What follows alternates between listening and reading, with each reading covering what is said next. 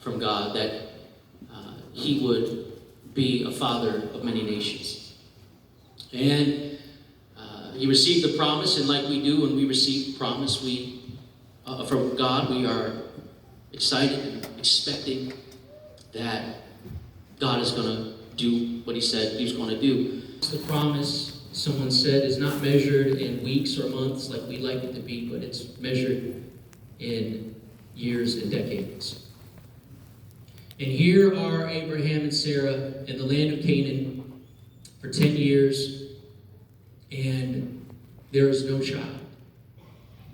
And the reason is because Sarah, not only is she too old to have a child, but even when she was young enough to have a child, she could not have a child. The Bible says that she was barren. And so this double whammy of age and nature is against Sarah.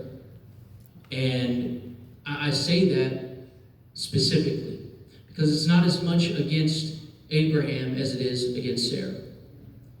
Because in this day and age, and we know that right now, even today, fertility struggles are very difficult. It's a painful thing for many. My wife and I, thankfully, we have two beautiful children, but we have our own experiences with infertility struggles, and so we know the difficulty of that. But that is not to be compared with what a woman would go through in this day and age, especially a woman of Sarah's stature, a woman of prominence, a woman of means, a public figure of sorts. As wealthy as Abraham was, she would have been known, and it would have been a great source of shame that Sarah was unable to produce a child for her husband.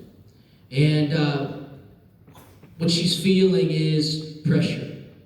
She's feeling the pressure of time, and of not just time, but the promise. And understand that with every promise from God, there's pressure.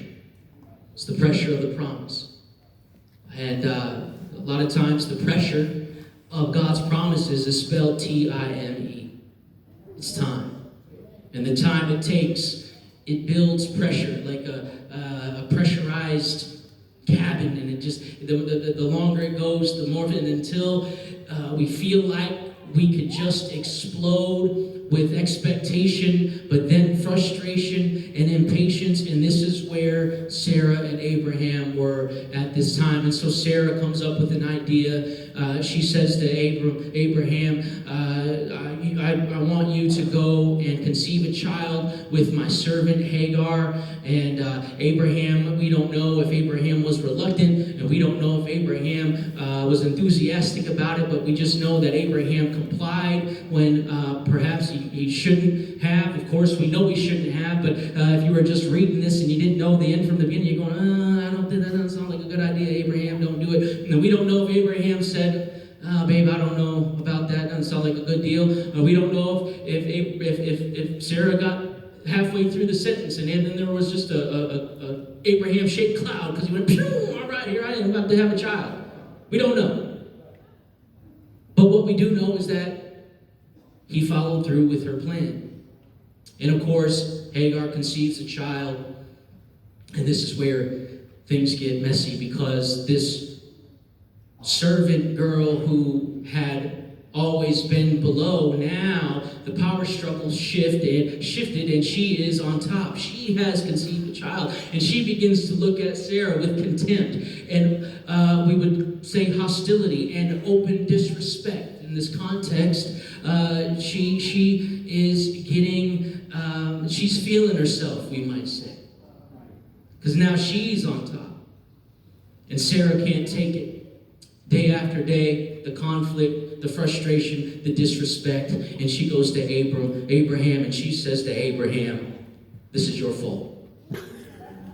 This is all your fault. Now, wives, don't listen to this. Husbands, you know when you read that, you go, should have known.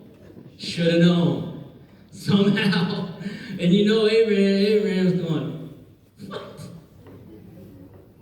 But at the end of the day, Abraham was the head of the household. Abraham had the promise, and Abraham should have known better. But he went with the program, and Sarah called him on it. And Abraham says, I might be dumb, but I'm not stupid. That's your servant. Do with her what you want. I'm out. I'm backing away. And the Bible tells us that Sarah dealt harshly with Hagar. She afflicted her. And it was a treatment that was different than what they had in their relationship before. We don't know if it was physical, very likely. We don't know if she added on to her workload, very likely.